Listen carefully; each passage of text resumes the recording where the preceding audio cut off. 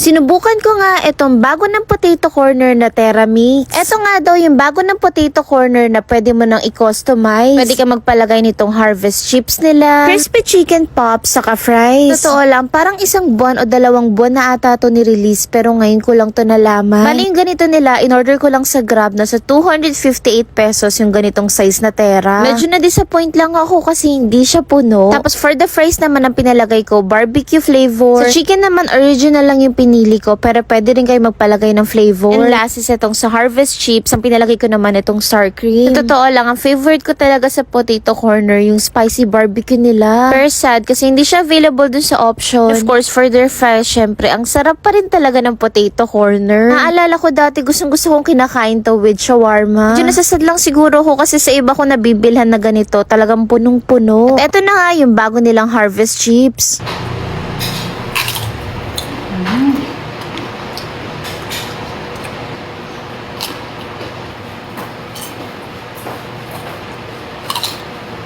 Uy, in fairness kahit hindi na siya mainit, malutong pa rin. Literal na chips siya, pero for me, nalalasahan ko yung patatas pa rin, kaya masarap. And last is, eto namang crunchy chicken pops nila. Bali, wala akong pinalagay na flavor para malasahan ko talaga yung mismong chicken. Pagdating sa amoy, wala siyang amoy.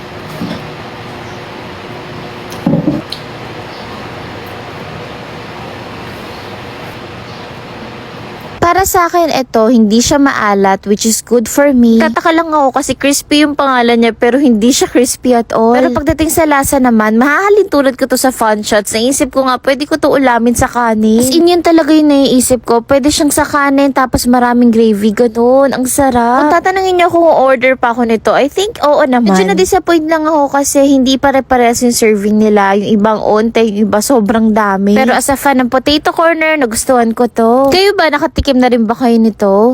Bago nga matapos ang video na to, meron nga pala ako nilalaro ngayon. Ito yung PH Mines. Pero paalala lang, nalibangan lang to. Maganda nga dito, marami siyang laro, pero yung paborito ko dito, itong Mines. Cashin nga lang ako dito ng 2,000. Ang maganda nga dito, pwede ka mag-bet kahit piso. Pero pag tumataya ako, minsan 100, 200. Mas malaki kasi yung panalo kapag mas malaki yung taya. Dito, i-feel mo lang kung saan yung walang bomba. Dito makikita nyo yung 100 ko, dumoble na. Tapos anytime, pwede mo na siya i-cash out. At isang paalala ulit, play responsibly at bawal to sa mga bata. Dito nga tinasan ko na yung taya ko, ginawa ko ng 300. Diba? Yung 300 naging 600. O diba? Tamang libangan lang. Kaya naman sa mga timbahay dyan, mas gusto na medyo may ontang pinagkakakitaan na naglalaro ka lang. O diba? Yung 2,000 ko naging 5,000 na. So let's see.